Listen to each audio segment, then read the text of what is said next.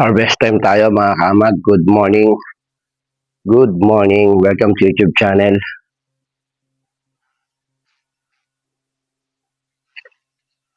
Yan. Nalilit pa yung iba pinhead dito. Ano, at least everyday mga kaamag may harvest tayo. Yung sinasabi ko eh. Tama oh.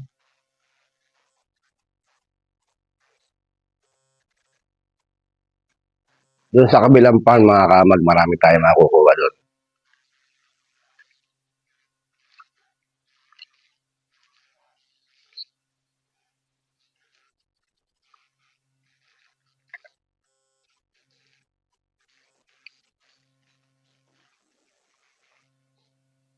Dry na yun oh. Yung kinuha mo dry na. Ito oh. Yan. May mga ano na rin. Technique. May pantalo. Eh yung ano.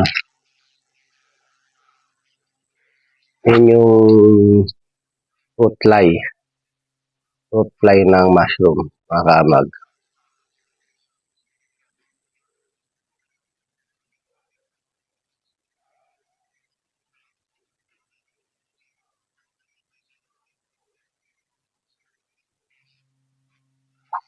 Kailangan mga kamag, i-prevent din natin ang pagdami ng fruit fly dahil pwede rin yan na makasira ng bunga.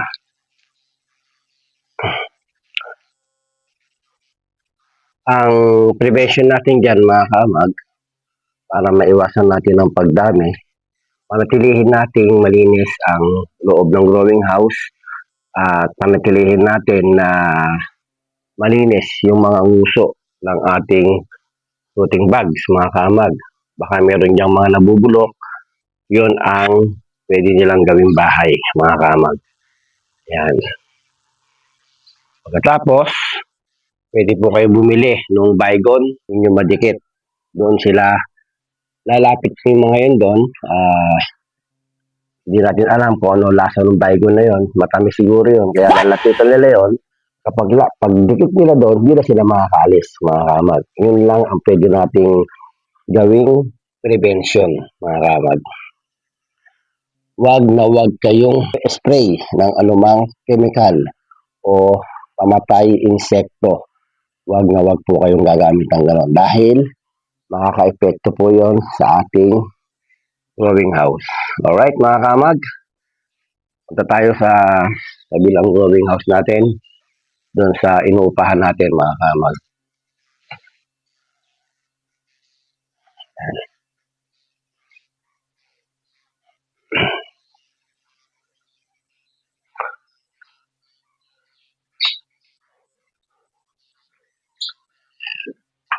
Dito marami-rami tayong makukuha. Ayan. Yun o. Oh. Ayan mga kamag.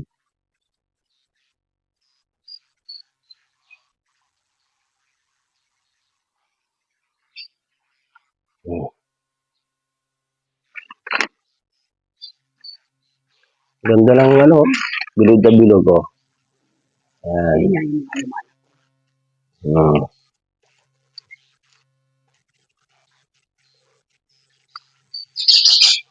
Ito, ano mo na yan? Ma-overwater lang yan. Pag nagdilig.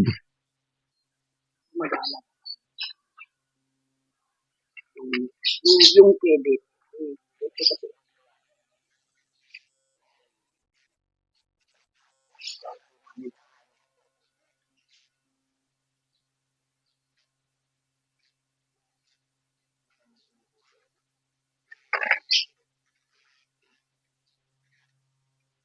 Ayan, ito pa yung mga pinhead natin sa kabilang layer. Doon sa dulo, oh.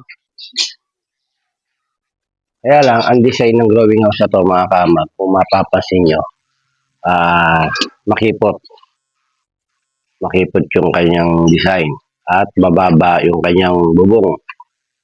Siyempre, nakadesign na to ng ganyan, pero kapag tayo mga beginners at nag-uumpisa pa lang, na pumasok sa larangan ng mushroom industry at magpapagawa kayo ng growing house, iyan na natin. Ilagay na natin sa tamang design. Yung design ng ating space ay pwede tayong mag 100 centimeter or 90 centimeter. Yan.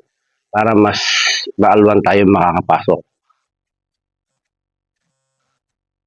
At yung taas naman ng bubong, standard lang din. Hindi naman yung masyadong mababa. Kagaya ito, halos nakadikit na sa floating bags natin yung bubong. Yan.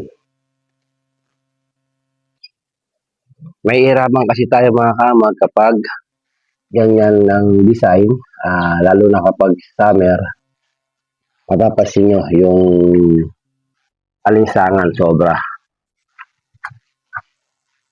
Next, dito tayo sa pangalawang layer. Kapag nakahang na yung ating mushroom rooting bag at naibigay na niya ang tamang time para siya mag ready to fruit, tayo ay mag-harvest na dyan ng hindi kaya every day o every other day ang harvest natin mga kamag.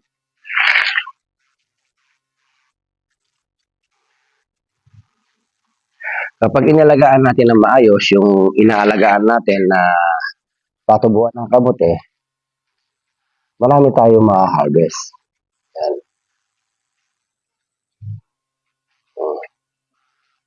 Sabi nga, para ka raw namimitas ng pera. You know?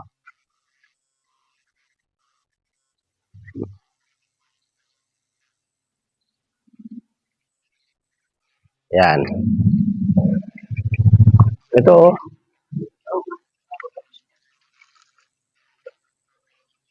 hindi ka pa pala tapos. Kala ko tapos ka na eh.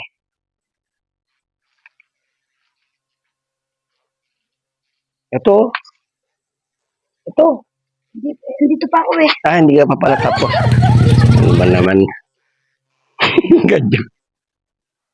Yung mga kamag, Excited. Excited. Excited daw mga kamag. Ito dito, marami dito. Dito marami tayo makukuha. Ayan. Nako.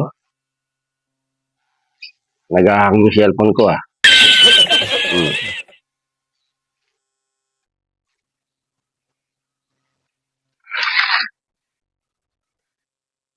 Yan. Yan dito, napakakipo to. Yun kasi yung magiging problema natin mga kamag kapag wala sa design yung growing house. Kasi may harapan tayong mag-harvest. Lalo na kung meron kang dalang tray. Pero kung ito talagang naibigay natin yung tamang spacing, mabibitbit natin ng maayos yung tray natin. At kung meron ka man nakasabit sa likod mo na power spray, maalwan ka rin makakapasok. Maalwan kang makakapihit, maalwan kang makakaikot para magdilig. Mga kamag. Yan.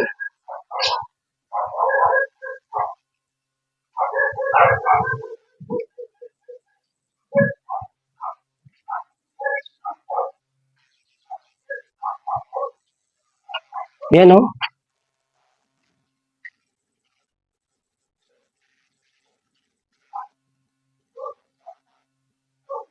Baka may nababali na system. Yan. Pag meron, Ito pa. Ito pa oh. Yan.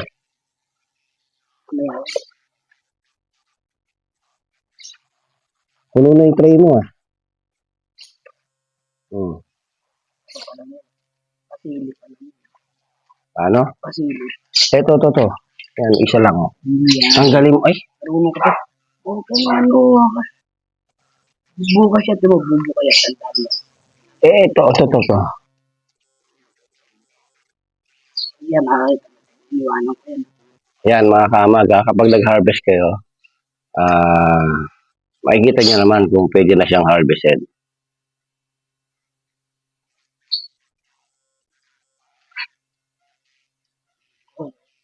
Yun, no? O, di ba? Mahirap ang mag-alaga ng kabuti, mga kamag. Ako na nagsasabi, hindi ganun kadali. Talagang dito, kinakailangan focus ka, 100%. Hindi pwede dito yung teka-teka lang. Hindi pwede yung pwede na. Yan. Sa madaling salita, mga kamag. Gaya nga na sabi ko, mga kamag, kapag tayo ay meron na nakahang na puting bag, dito para ka lang may alagang baby na pinapadede, pinapakain. Hine-check natin yung pampers kung umihi ba siya o tumae. Parang ganito rin yan. Kapag tayo ay nag-aalaga na ng patubuan ng kabuti, hine-check natin yan isa-isa. Hindi yung basta-basta lang tayong tira ng tira, harvest lang tayo ng harvest, hindi na natin hine-check ang kondisyon ng ating fruiting bags. Yan, baka mamaya meron na silang mga sakit na hindi nyo namamalayan. Baka mamaya meron dyan, marami sa kanila, hindi pa nagbibigay ng bunga. Yun ang kinakailangan nating i-observe. I-observe. Yan, pagkatapos, babantayan natin yung kanilang hinihinging kondisyon. Yan, babantayan natin yon. Kagaya ng yung kanilang humidity at yung kanilang temperatura, kinakailangan mapababa mo yan. At yung kanilang ventilation, yung oxygen, at yung konting iwanag, mga kamag. Yan. Yan yung kanilang kailangan. Hindi pwede dito yung kapag ikaw ay nagdidilig, pagkatapos nagdilig ka lang isang beses maghapon, hindi pwede yun. Lalo na kung panahon ng summer, hindi pwede yun. At hindi pwede yung lalo-lalo na sila ay mapapasma. Halimbawa, nagdilig ka ng alas 7 ng umaga, binanatan mo ngayon ng alas 12 ng tanghali, ano mangyayari sa fruiting bag? Pasmado. Yan, yun ang mangyayari sa fruiting bag, mga kamag. Take note, mga kamag, pasmado ang mangyayari.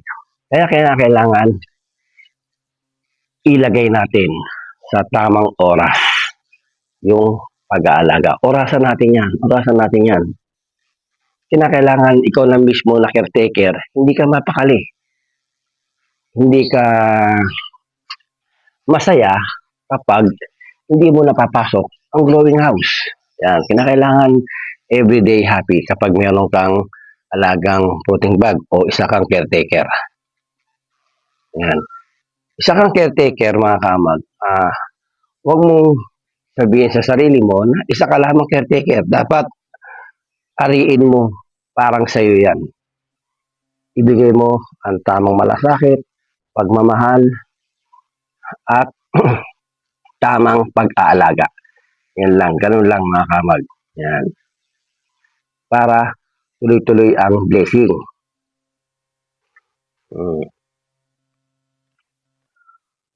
Ang lifespan ng ating fruiting bag, mga kamag, ay pinakamatagal na 5 months.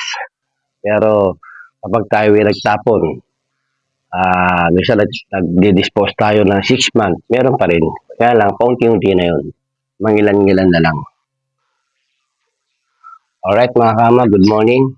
Kung bago ka lang sa aking YouTube channel, huwag mo kalimutan subscribe, then like and share ang aking video para sa ganon ay lagi kang updated sa mga bagong video na aking i-upload. Ako si Kaamag. Thank you for watching and God bless you all.